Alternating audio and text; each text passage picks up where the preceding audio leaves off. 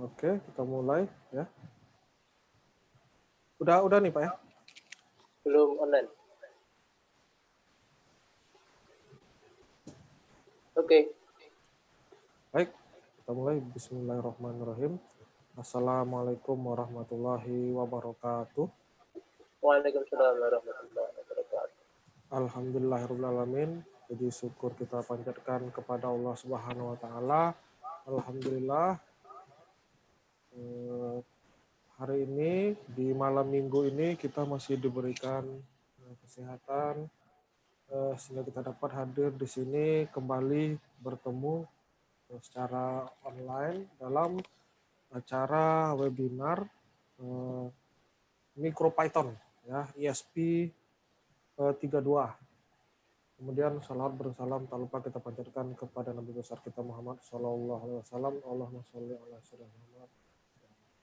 Baik, terima kasih kepada audiens yang sudah setia hadir di kesempatan kali ini. Hari ini adalah pertemuan kita yang ketiga. Ya. Bagi yang belum mengikuti dari pertemuan pertama, bisa langsung masuk ke channelnya Nusantara, Robotik Nusantara. Ya. Silakan masuk ke channelnya, jangan lupa subscribe. Ya. Ada videonya di sana. Pertemuan pertama, pertemuan kedua, dan hari ini pertemuan yang ketiga. Pertemuan pertama kita sudah membahas secara umum bagaimana ESP 32, lalu bagaimana bahasa pemrograman Python itu secara umum. Lalu minggu lalu kita sudah mempelajari bagaimana kita dalam menyimpan data. Gitu ya. Biasanya kan kita butuh satu tempat yang namanya variabel. Ada berbagai macam tipe variabel yang digunakan untuk menyimpan informasi.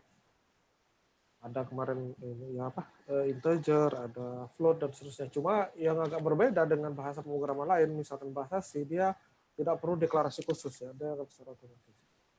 Nah, hari ini kita akan masuk ke materi yang menurut saya ini salah satu yang paling vital dari suatu komunikasi ya antara peripheral dengan dunia luar. Ya.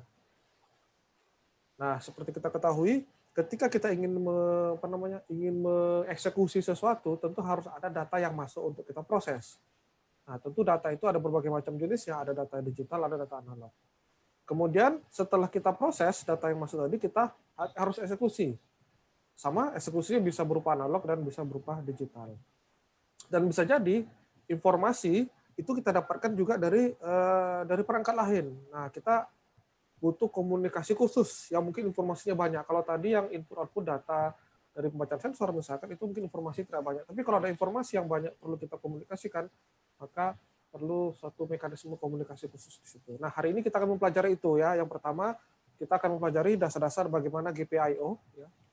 Input output dari ESP 32, bagaimana kita menggunakan MicroPython itu dalam memanfaatkan GPIO. Lalu yang kedua adalah komunikasi UART. Ya. Itu kira-kira apa yang akan kita pelajari ini. Untuk tidak berpanjang, saya persilakan kepada narasumber kita, Pak Oktaf, untuk menjelaskan apa itu GPIO, UART, dan mungkin bagaimana cara memprogramnya menggunakan MicroPython. Waktu dan tempat saya persilakan kepada Pak Oktaf. Terima kasih pada Pak Ulia. Baik, Assalamualaikum warahmatullahi wabarakatuh. Waalaikumsalam warahmatullahi wabarakatuh. Salam Nusantara. Oh ya, maaf. Ya. Maaf, mau mungkin sedikit itu kayaknya ada echo, mungkin bisa di mute di YouTube-nya, kayaknya suaranya berbayang. Sudah. Di mute dulu mungkin di. Oh ya, sudah? Udah. Oke. Pokoknya echo dari saya rupanya. Oke, makasih Pak dengar. Oke. Ini sebelumnya saya minta maaf karena sepertinya kamera saya agak mengalami sedikit error. Jadi wajah saya tidak nampak untuk pertemuan kali ini. Baik rekan-rekan semua, dimanapun Anda berada yang sedang stay tune di channel Robotik Nusantara. Hari ini kita akan belajar mengenai GPIO dan UART, komunikasi UART atau Universal Asynchronous receiver transmitter. Oke, sebentar.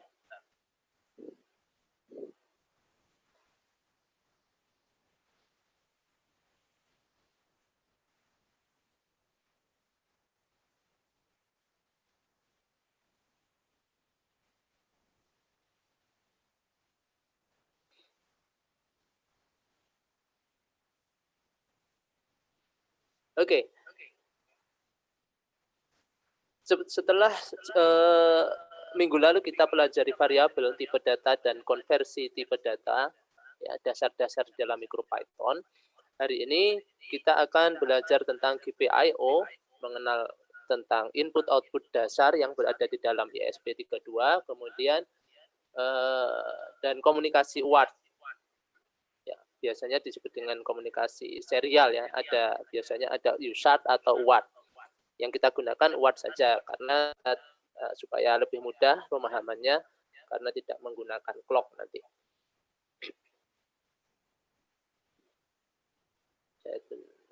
Sebentar ya.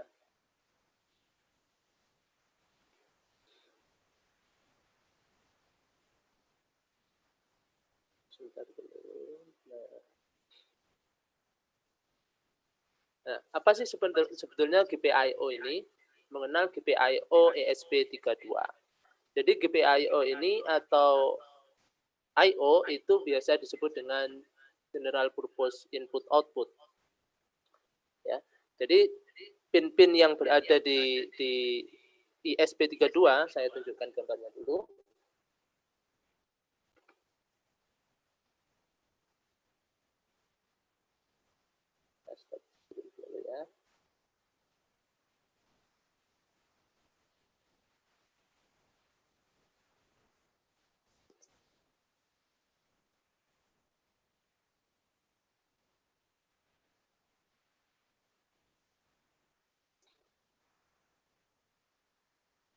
Nah, seperti yang kita lihat pada gambar layar yang kecil itu. Jadi fungsi setiap pin yang ada di ESP32 ini digunakan untuk berinteraksi dengan fisik environment atau lingkungan fisik. Ya. Jadi pin-pin yang berada di ESP ini dia memiliki tegangan sebesar 3,3 volt. Jadi berbeda ya dengan yang digunakan oleh Arduino. Ada sedikit berbeda. Kalau di Arduino setiap pin-pinnya itu 5 volt. Ya. Jadi perlu dilihat lagi nanti ketika kita harus menghubungkan komponen lain atau sensor. Ya, itu harus dilihat bahwa kemampuan dari ESP32 ini adalah sebesar 3,3 volt. Nah, jadi pin-pin GPIO ini dia memiliki nilai threshold. Threshold di sini ambang bisa disebut dengan ambang batas ya. Jadi threshold untuk logika high dan low. Ya, misalkan saja pada ESP ini yang kita pakai ini memiliki VIH. Kalau di sini kita bagi 3 ya. Setiap di dalam pin itu ada high value, nilai high, dan low value. Jadi ada ambang batasnya. Atau ambang batas ini dinotasikan dengan VIH. Jadi misalkan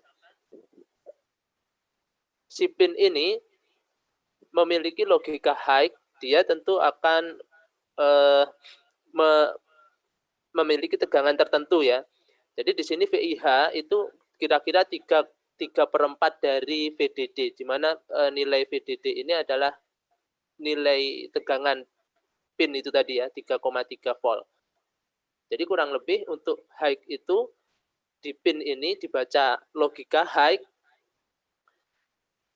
ini 0,75 dikalikan 3 kali 3 volt. Jadi sekitar 2,4 sekian-sekian ya. 2,4 sekian-sekian. Itu dianggap logikanya adalah logika high atau 1.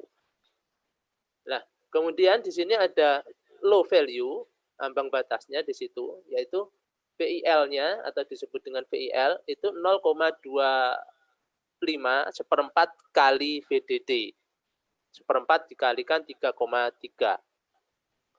Ya. Jadi sekitar 0,8 itu sudah dianggap dengan low. Kemudian di sini ada undefinite region. Jadi di sini ada bagian yang tidak didefinisikan, yang istilahnya ngambang nanti ya. Mungkin kalau kita bermain algoritma fuzzy ya mungkin di sinilah letaknya ya.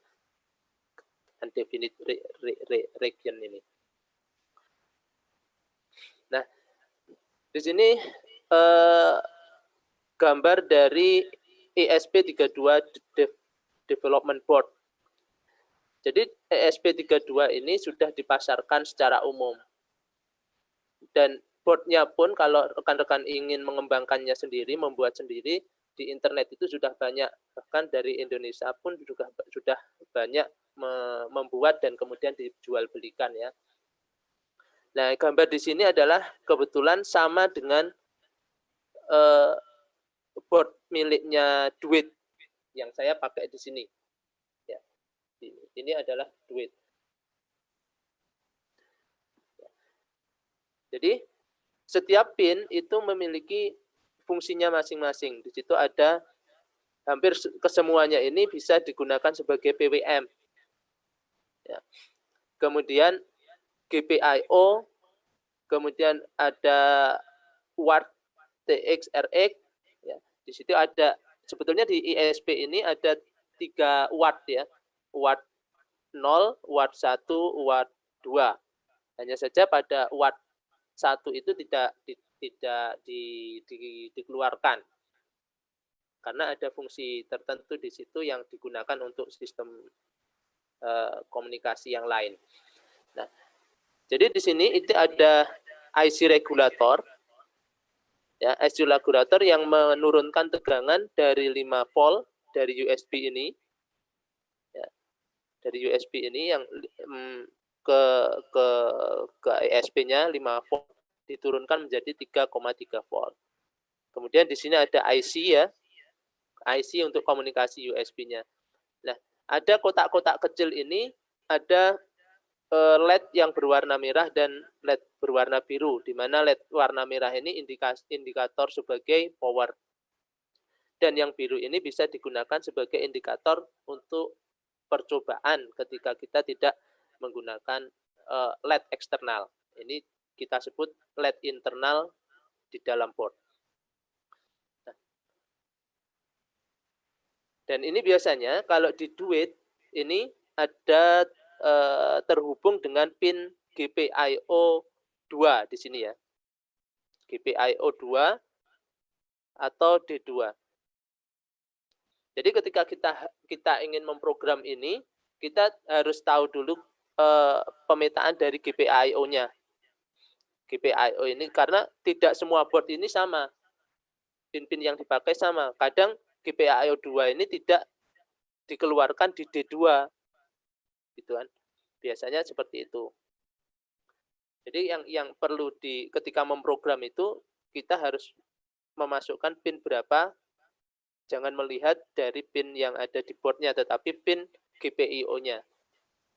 Kalau kita lihat di datasheet-nya. Oke.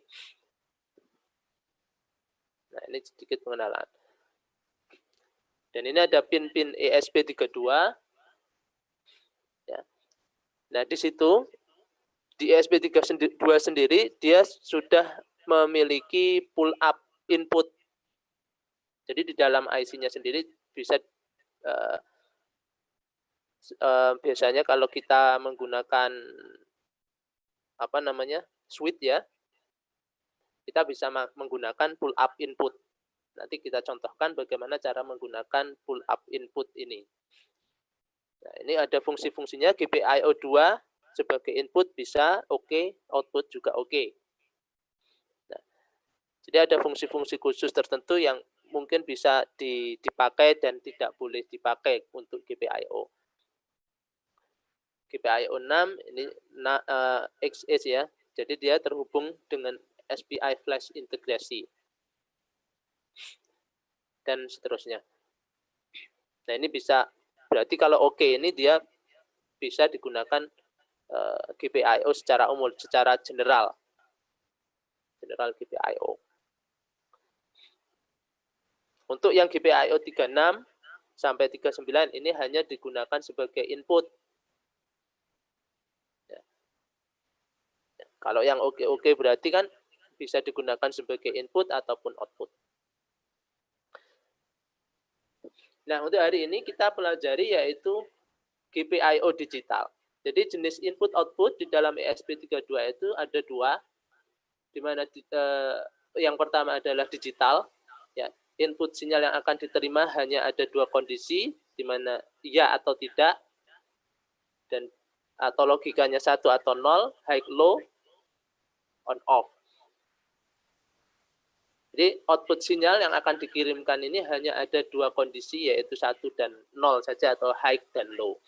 Kemudian ada sinyal analog, inputnya sebuah sinyal yang bervariasi, dia terus-menerus yang berhubungan dengan variabel lain. Output yaitu merupakan sinyal output dari digital yang diubah menjadi sinyal analog dengan menggunakan fungsi DAC atau digital to analog. Nanti minggu depan kita akan pelajari input analog.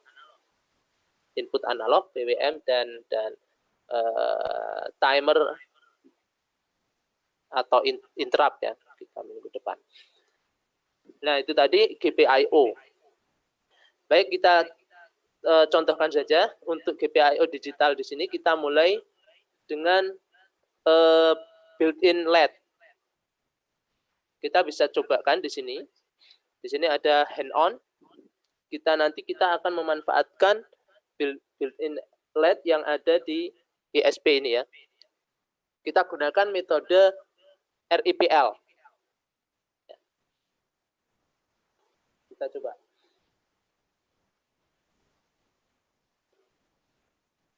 Nah, kita share dulu pitonnya.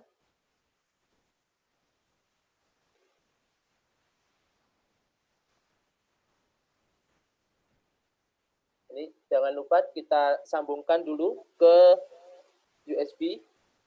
Ya, di situ ada gambar yang agak besar ini ya, supaya lebih jelas.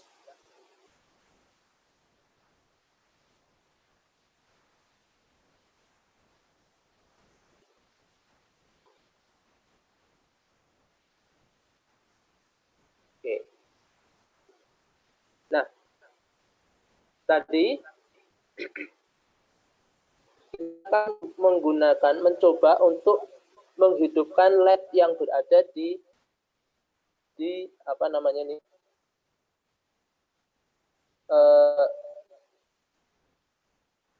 ISP-nya ya, dengan metode RIPL. Kalau kita menggunakan metode RIPL, tentu seperti minggu-minggu kemarin kita cukup mengetikkan saja di shell-nya. Jadi kita panggil dulu library-nya, mesin import, kemudian kita panggil pin-nya sebagai library, mesin time-nya ya, time import sleep, ini library-nya. While true,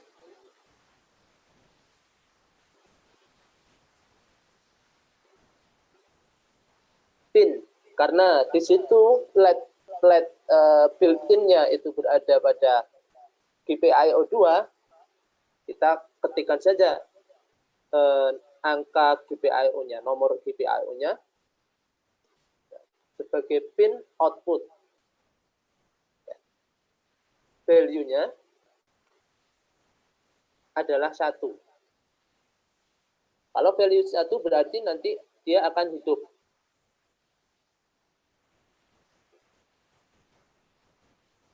Kemudian, tunggu sebentar. Ini ada yang salah.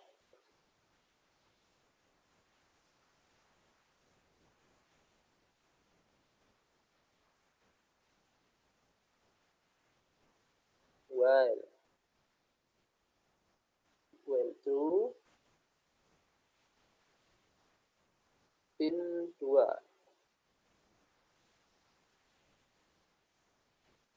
Pin out value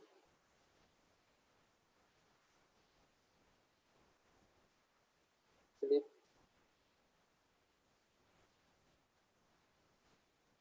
pin 2,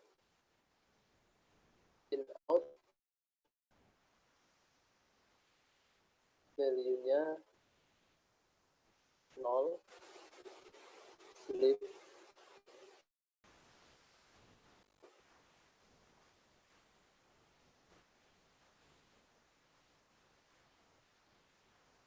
ini ada kekeliruan, coba saya restart dulu ya ininya itu ya. Ininya sepertinya bermasalah juga.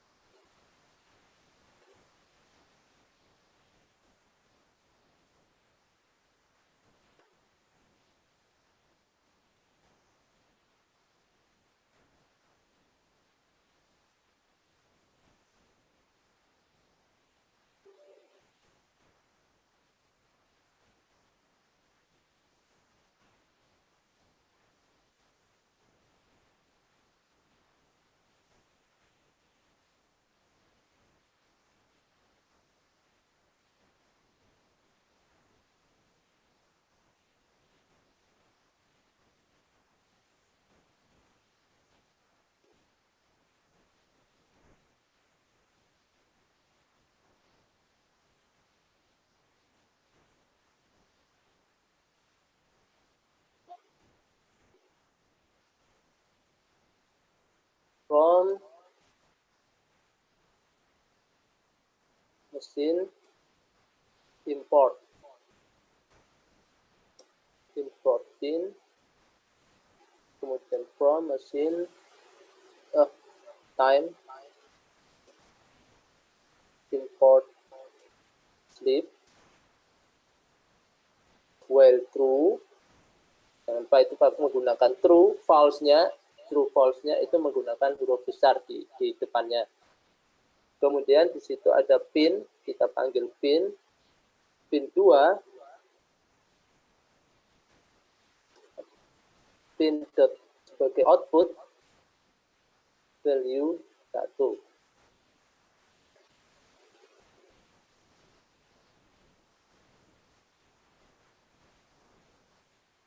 Saya setting dulu. Ini sudah benar. Harusnya itu hidup ya.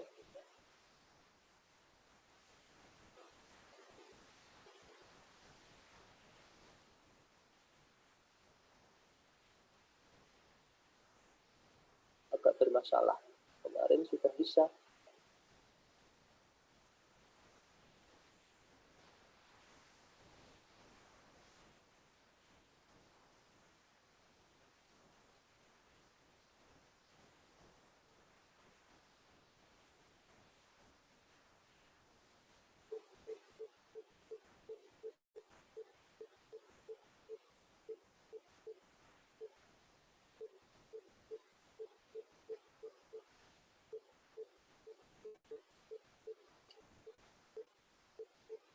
Sepertinya bermasalah di hardware pula ini.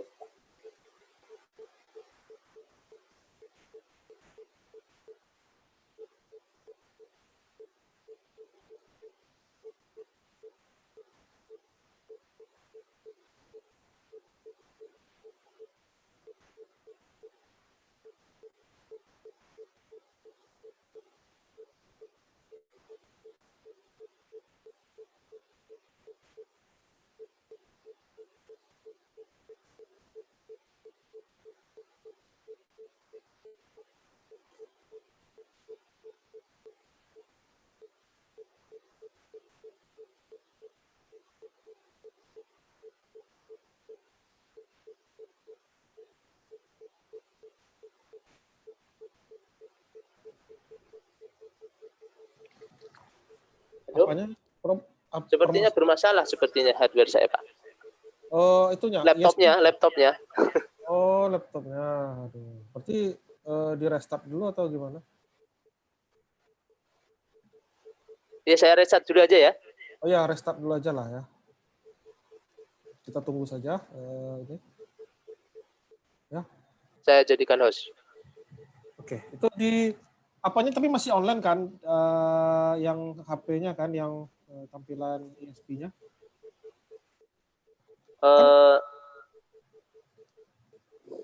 Online ya. itu? Ya, itu kan hostnya kan, kesana aja hostnya. Oke. Pak Aulia saja ya. Terserah. Oke, sambil menunggu di restart, ya. Jadi kita mungkin sedikit mengulas beberapa pertemuan kita yang lalu ya. Ini lagi di restart ya. Oke. Ya, harap bersabar. Ini lagi di restart. Jadi di pertemuan pertama. Saya restart. Di pertemuan pertama kita sudah membahas bagaimana bahasa pemrograman Python. Ya. Bahasa pemrograman Python ini agak berbeda dengan bahasa pemrograman yang lain. Ya. Misalkan bahasa C, ya bahasa Pascal mungkin ya, bahasa Delphi, apa lagi namanya, banyak sekali bahasa-bahasa yang lain. Nah, bahasa Python ini dia mungkin sangat dekat dengan bahasa manusia lah gitu ya. Dia sangat simpel sekali, tidak terlalu ribet seperti bahasa pemrograman yang lain. Ya. Bahkan bahasa Python ini banyak digunakan untuk computer vision dan machine learning, gitu ya, terutama yang deep learning-nya itu. Saya lihat banyak sekali Python digunakan karena memang bahasa pemrogramannya sangat simpel, library-nya itu sudah sangat membantu sekali. Nah, ternyata bahasa Python ini tidak hanya digunakan untuk komputasi seperti itu ya. Python juga bisa digunakan untuk pemrograman di dalam perangkat keras seperti Raspberry Pi gitu ya. Kemudian yang di sini dicontohkan untuk di ESP32. Cuma ada yang persyaratan ya, minimal untuk requirement-nya, arsitektur mikroprosesornya itu harus minimal 16 bit. Jadi kalau misalkan Arduino ataupun mikroprosesornya yang masih arsitekturnya 16 bit ke bawah itu saat ini belum bisa. Mungkin suatu saat bisa ya.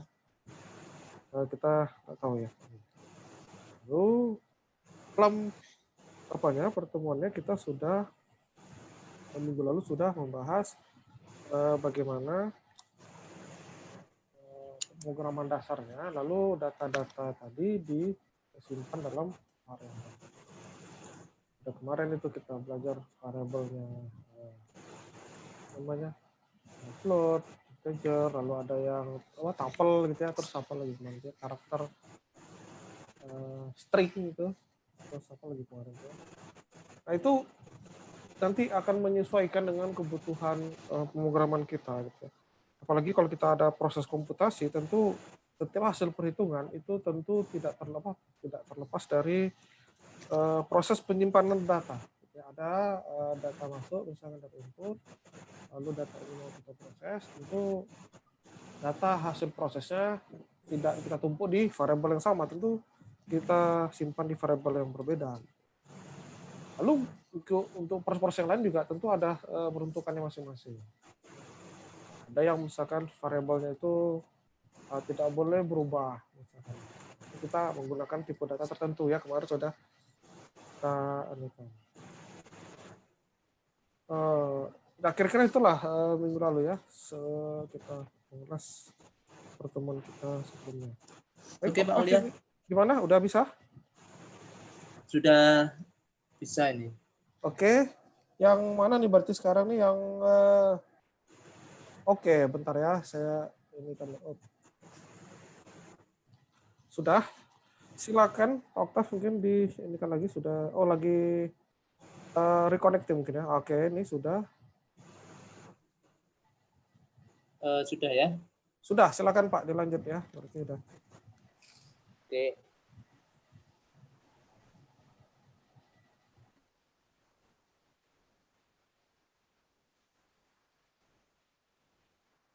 Baik, sampai mana tadi ya? Nah, kita GPIO untuk built-in LED. Bentar saya bukakan lagi.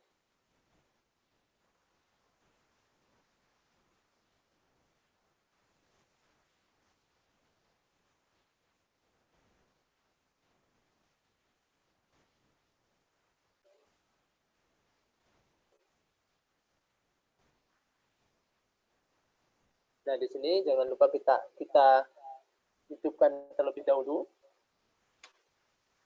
Kita colokkan ke USB-nya. Nah,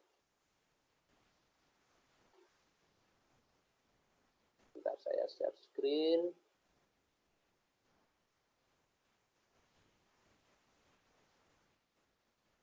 IDE-nya.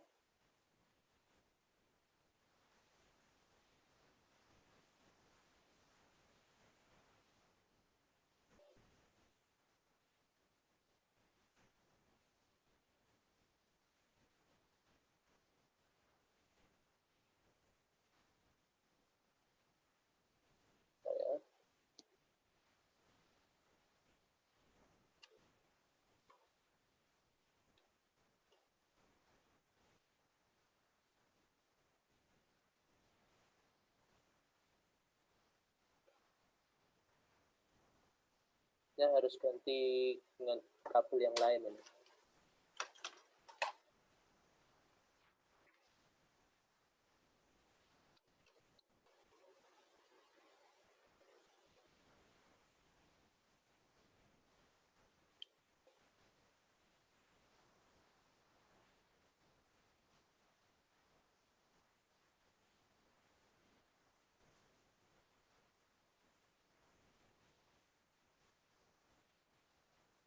Nah, sekarang kita akan mencoba menggunakan built-in LED. Kita panggil library-nya dulu. Mesin import dari bin. Kemudian from mesin kita panggil timernya ya, utime. Di sini bisa menggunakan utime atau time. Import sleep. Nah, kemudian while dari true ya. Kita panggil pinnya pin 2, pin out value-nya 1. Ya. Sleep ini bukan di ruang.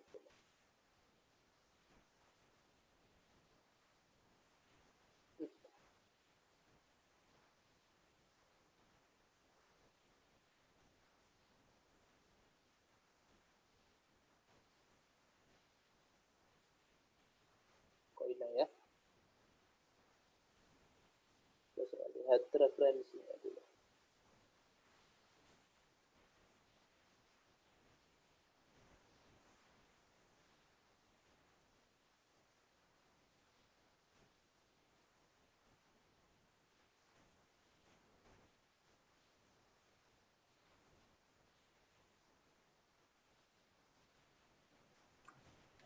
Jadi bagaimana Pak? Ini apa ini masih bermasalah? Enggak, udah. Udah Pak. Oke. Jadi pin dari 2 out pin out itu nilainya 1. Nah, kita itu ada kesalahan di situ ya. Dia tidak bisa menggunakan while true. Ya. Ini kalau kita interaksinya dengan menggunakan si LED yang berada pada built-in dengan menggunakan sel atau menggunakan REPL. Ya. Pin 2 pin out value-nya 0. Nah, ini. Jadi untuk menghidupkan dan mematikan untuk REPL. Nah, sekarang kita ke yang lain, bagaimana cara memanfaatkan eksternal output digital untuk eksternal LED. Ya. Ini rangkaiannya.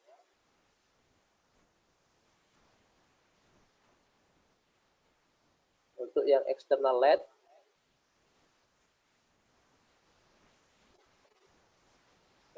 ini.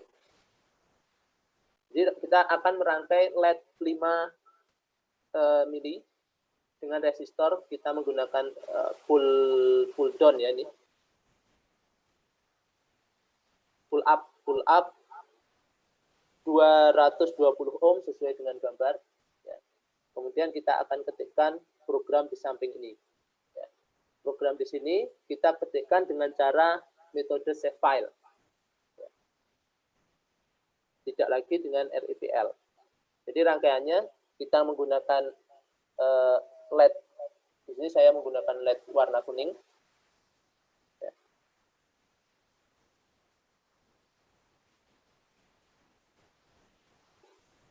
Kita akan program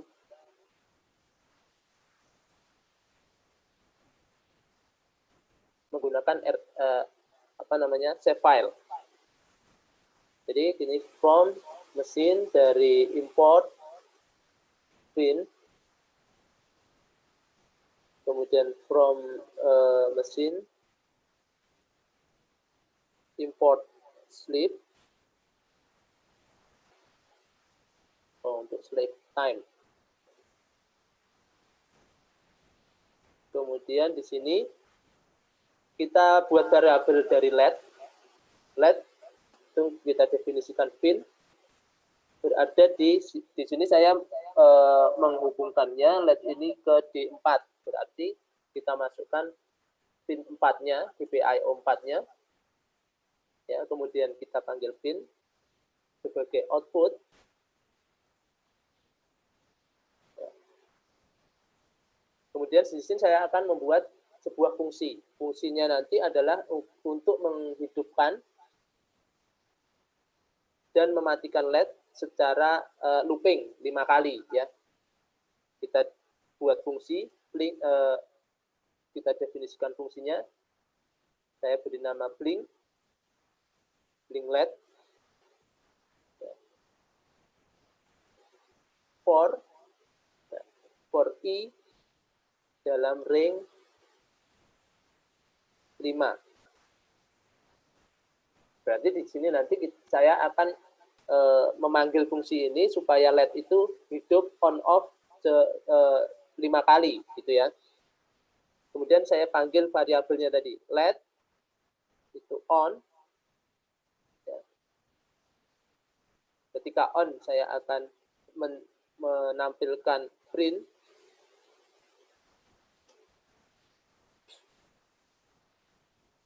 LED on sleep. Di MicroPython ini hitungannya bukan milisecond ya, tapi detik. Bisa menggunakan 1 detik atau 0,5 detik. Nah, kemudian LED off. Itu ada LED off. Kita pakai print LED off sleep dari 0,5. Lalu saya akan panggil fungsi tadi, blink LED. Nah, saya panggil blink LED. Sekarang dengan cara save file berarti saya akan menyimpan script ini ke CISP. Ya. Save. Di sini ada disk komputer dan MicroPython. Ya. Kita pilih yang MicroPython device karena kita akan menyimpannya ke dalam ISP-nya. Nah, ini keunggulan dari MicroPython itu sudah bisa, dan ISP ini ya sudah kita simpan di dalam. Jadi proses interpreternya itu sudah ada di dalam ISP-nya itu tadi. Nah, ini sudah tersimpan. Nah, setelah proses tadi save file itu berhasil, jangan lupa untuk menjalankannya kita klik tombol yang enable ya. Di sini ada tombol, ada boot dan N. Kita ketik yang N. Kita pencet yang N. Nah, itu LED on. Di shell ditunjukkan. Nah, sepertinya ini LED-nya tidak berfungsi pula ya. Seharusnya di situ LED ini, LED warna kuning ini, kalau tidak ada bermasalah, dia akan hidup.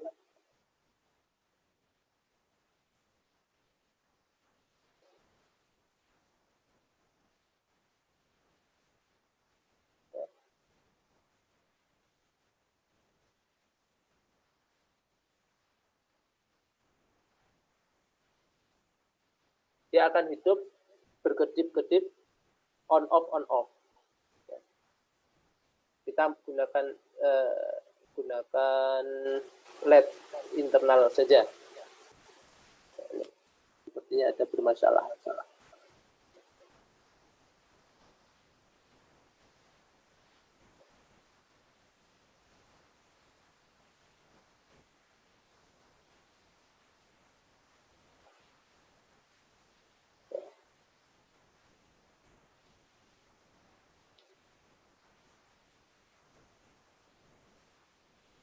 Kita pakai internal LED saja. Nah, di situ nampak bahwa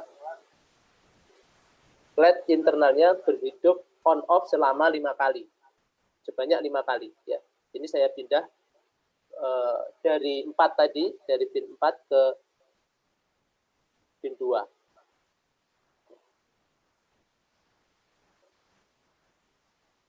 Ini LED-nya bermasalah. Nah, itu tadi untuk yang hand-on external LED. External LED, jadi kita cukup memindahkan pin GPIO-nya. Ya. Apakah itu di GPIO 4, GPIO 5, dan lain sebagainya. Karena ini bermasalah di situnya, jadi ya kita gunakan untuk membuktikan ini berjalan atau tidak, kita gunakan internal LED.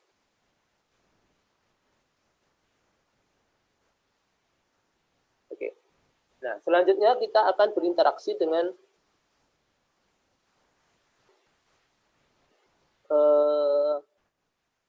input.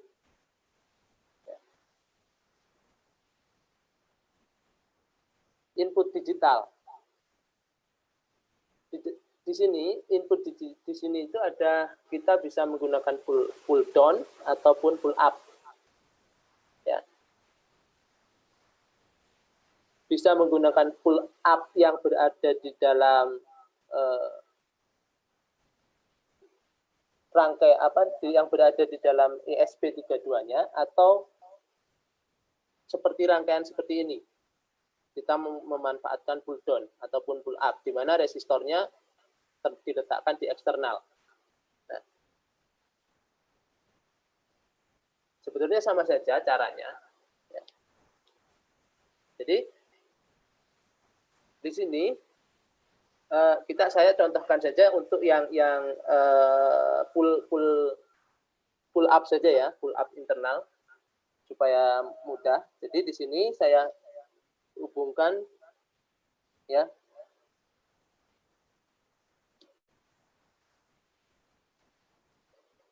si pin switch ini, tombol ini saya hubungkan ke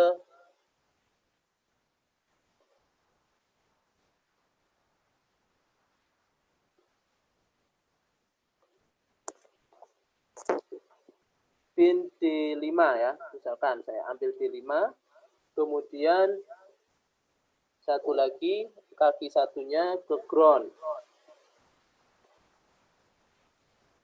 Nah, ini satu laginya ke ground.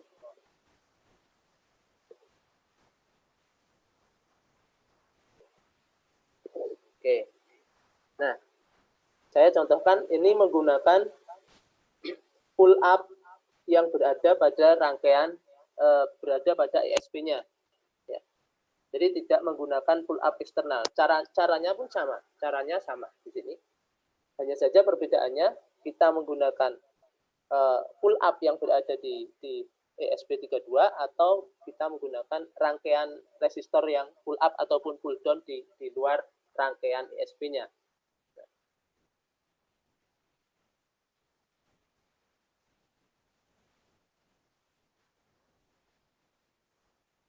Nah, di sini untuk rangkaian ini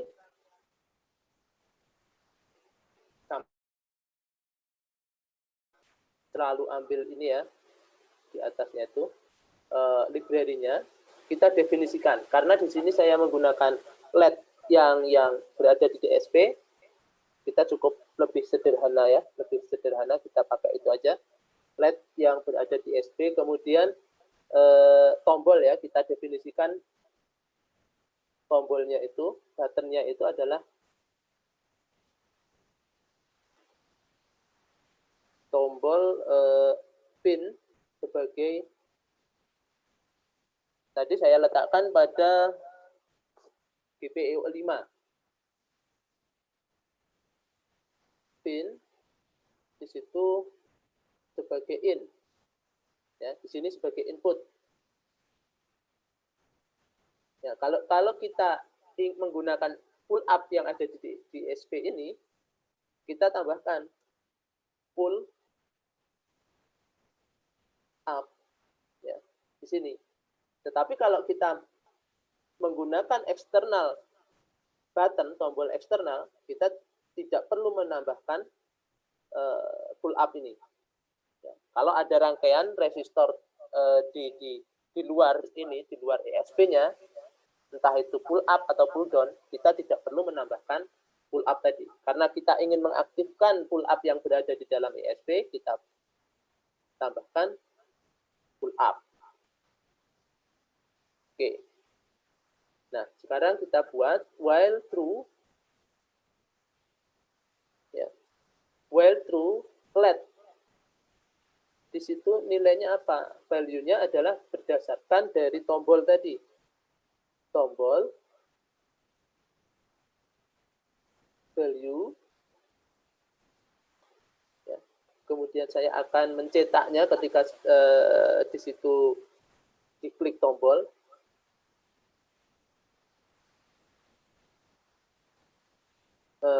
Tombol ya, tombol value-nya berdasarkan ketika kita klik. Oke, saya simpan. Nah, ini sudah tersimpan, kita klik, kita pencet restart-nya. Oke.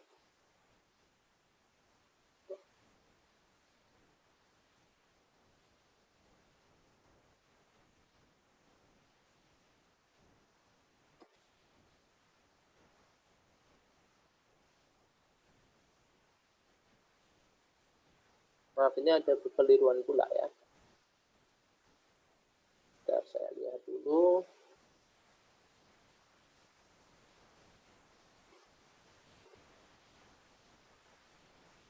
Oh, keliru ini. Ini ada pin ya. Pin pull up. Pin pull up. Saya lupa kalau ini adalah MicroPython. Kalau di Arduino, di bahasa C, kita panggil pull up saja. Kemudian kita save, kita klik. Nah, di situ kan. Nah, ketika di sini dipencet, dia akan logikanya akan 0. Ya, di situ. Nah, ketika saya pencet, kalau kita menggunakan rangkaian pull up, ini seharusnya LED-nya itu mati seharusnya. Nah, ini. Saya biar nampak, saya ganti aja 1. Saya stop dulu.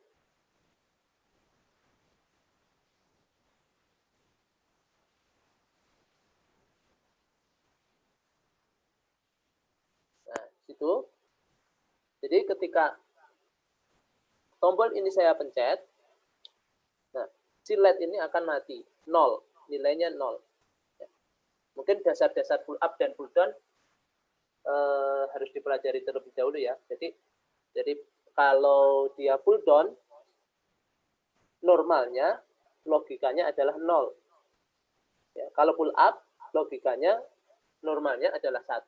Jadi ketika di tombol, kalau kita menggunakan rangkaian pull up, kita pencet tombolnya, maka logikanya akan 0 di situ.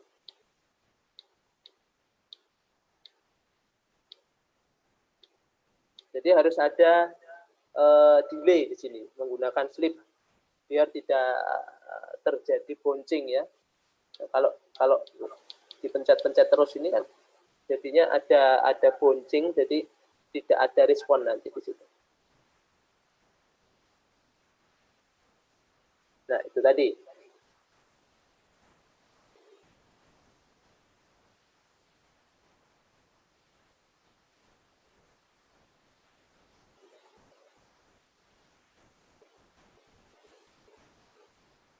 Nah, itu tadi mengenai GPIO. Mungkin ada pertanyaan. Di situ ada pertanyaan di YouTube. Kalau kita memprogram menggunakan Arduino IDE, kan banyak library sensor yang sudah tersedia, misal sensor ping. Untuk MicroPython, apakah ada tersedia untuk program tersebut? Ada, nanti minggu depan kita akan mencoba menggunakan sensor, sensor DHT11. Yang saya punya di sini ada sensor DHT11. Ya, di sini. Ini ada sensor DHT11, dan kemudian ini ada sensor ping. Kita akan pelajari 2 minggu dari minggu ini. Minggu depan kita akan pelajari dulu analog, dasar analog. Mungkin itu tadi GPIO. Kalau tidak ada pertanyaan mengenai GPIO, kita lanjut ke UART, komunikasi UART.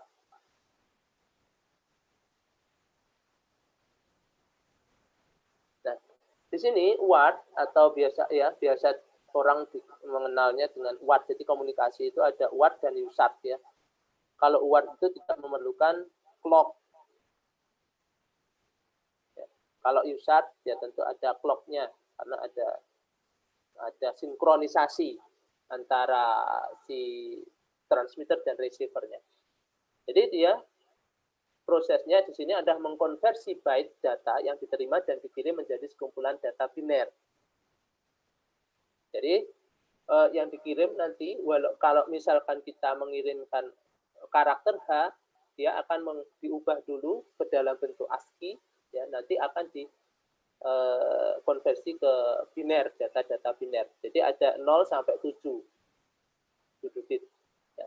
Jadi di sini untuk UART ini memiliki kecepatan dalam satuan bit per second. Jadi dalam 1 secondnya itu dia bisa mengirimkan berapa bit gitu kan. Ada 4.800, ada 9.600 sampai seterusnya. Umumnya yang dipakai adalah 9.600. Kemudian ada pin. Nah, pinnya di sini TX, RX, kemudian VCC dan ground ini harus terkoneksi. Dan pastikan bahwa level tegangan di transmitter dan receivernya itu adalah sama. Nah, konsep di UART ini pasti pertama dia akan mengirimkan start bit dulu. Kemudian diikuti data yang dikirim. Ya. Data bit yang dikirim. Barulah ada parity bitnya. Parity bit ini tergantung si kita dalam memprogram apakah kita ikut sertakan parity bitnya atau tidak. Itu kan.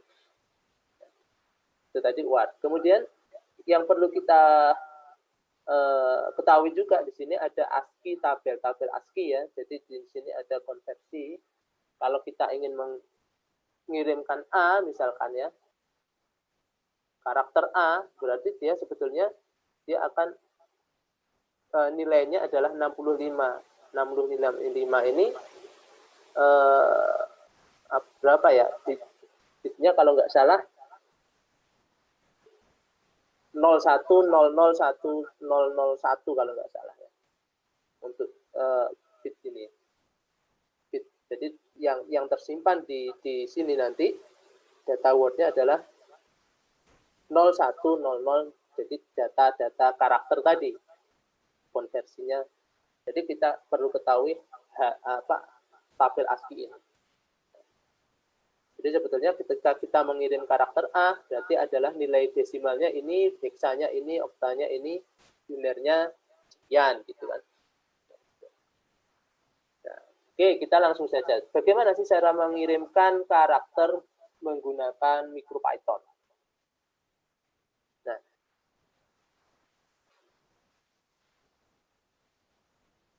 Kita coba ada saja. Kita kirim karakter, share. Kita stop dulu.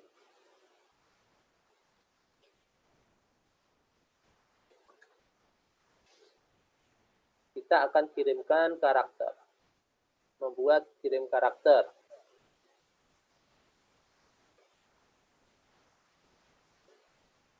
Nah, kita tinggal masukkan lagi di sini. Library Word-nya. Library Word, kemudian theme. Nah, kita akan ganti ini semua ya.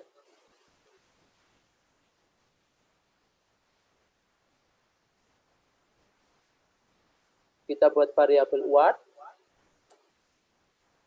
Word dari ini untuk membuka bahwa Word itu berlogika 1 berarti terbuka ya. Dengan baud rate-nya 9600.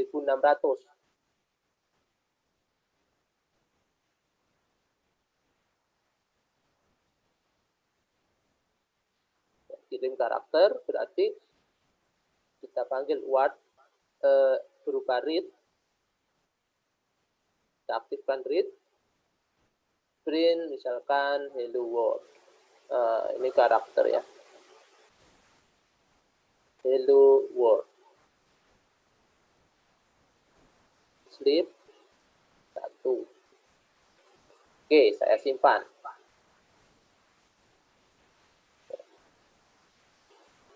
Nah, di situ kita lihat di sini ya.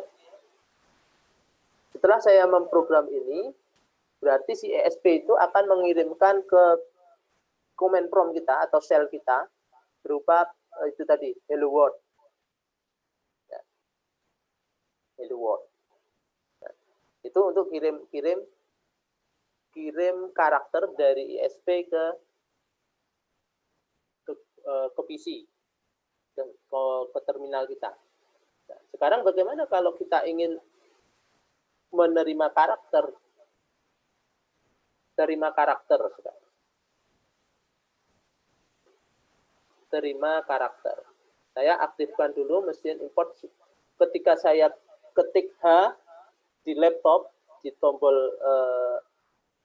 keyboardnya laptop, misalkan karakter H atau A, ya, itu nanti LED yang berada di dalam di ISP ini akan hidup, misalkan.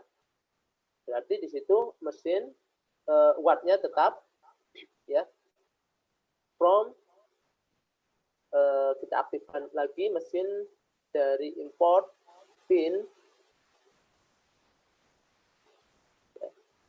Ini sudah, kemudian sleep 1. Kemudian di sini kita akan buat LED, variabel LED itu ada pin 2 ya. Pin 2, pin out. Nah, oke. Nah.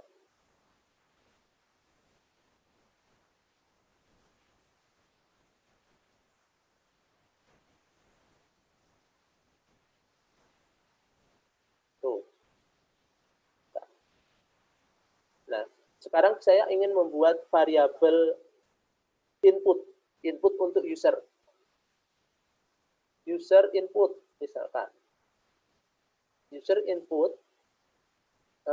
dia adalah input dari masukkan huruf A misalkan ya. A. Kemudian if user, jika user tadi input sama dengan A, dia akan print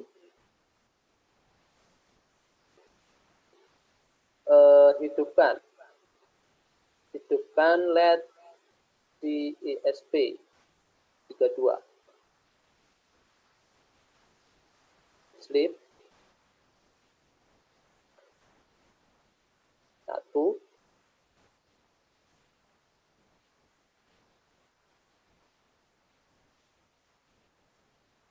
Kemudian di situ kita akan menghidupkan LED.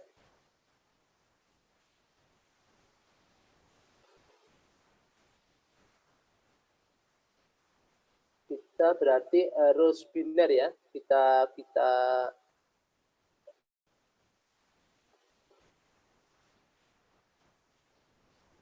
aktifkan UART-nya, UART write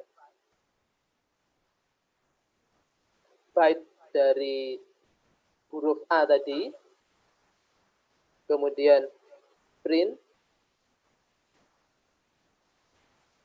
kita akan mencetak informasinya, memberikan informasi LED 32 LED ESP32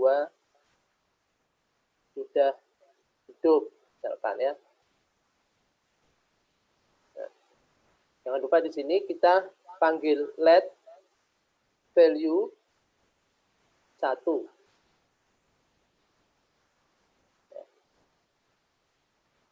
Kemudian sleep 1.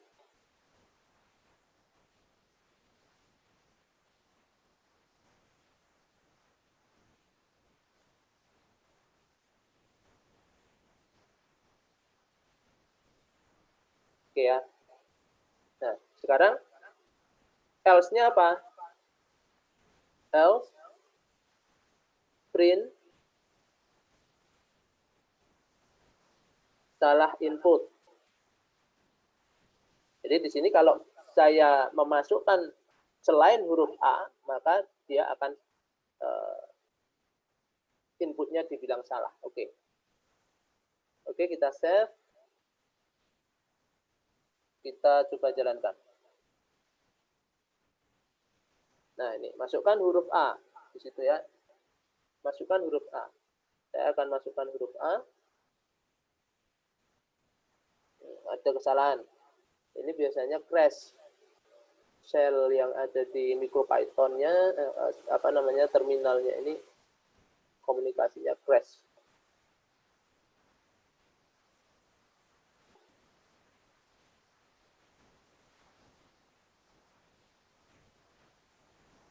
Saya restart dulu ya. Ininya saya restart.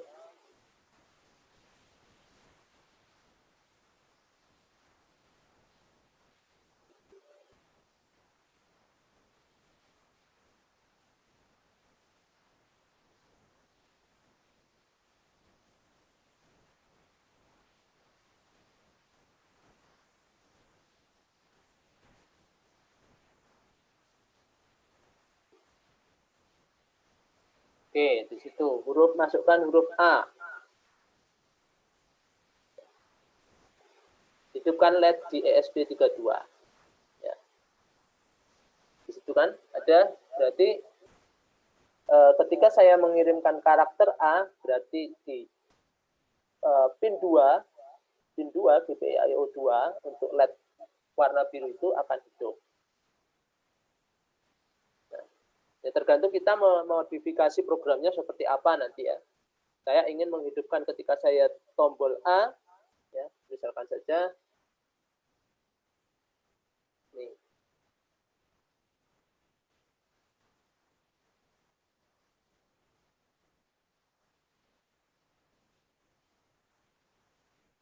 Di situ saya punya LED value-nya.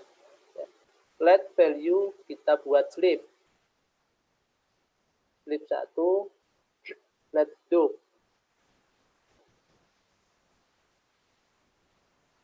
Nah, ini. Kita buat di sini LED value 0.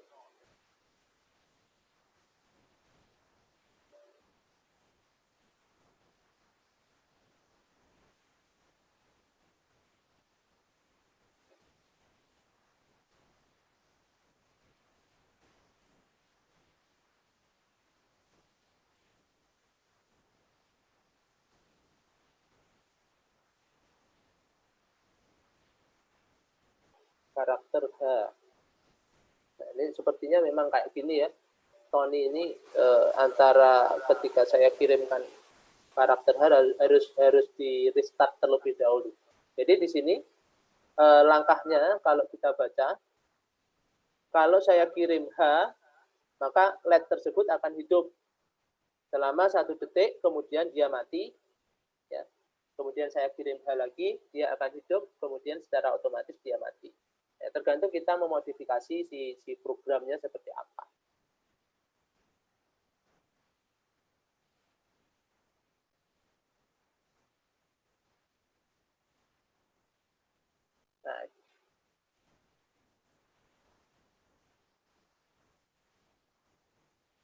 Nah, itu tadi mungkin bahasan kita hari ini.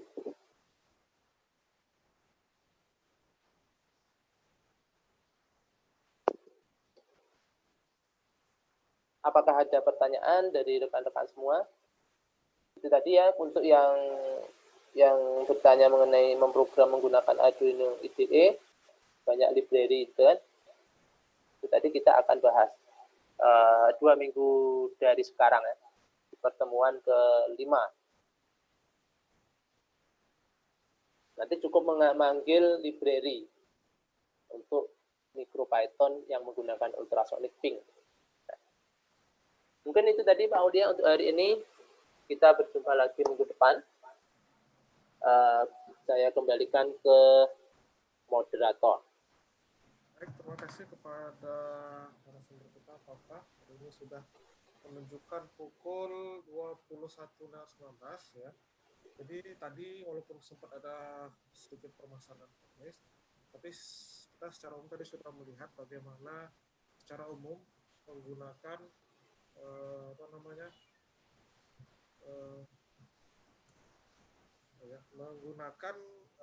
bagaimana menggunakan GPIO ya. Jadi hari ini spesifik baru kita menggunakan GPIO-nya menggunakan komunikasi input digital dan output digital. Minggu depan insya Allah akan kita lanjutkan menggunakan yang analognya ya. Jadi kita memaparkan tadi bagaimana komunikasi antara dunia luar ke ISP-nya menggunakan komunikasi UART ya. Sebenarnya komunikasi ada berbagai macam metode, tapi hari ini kita akan tadi sudah kita paparkan UART ya.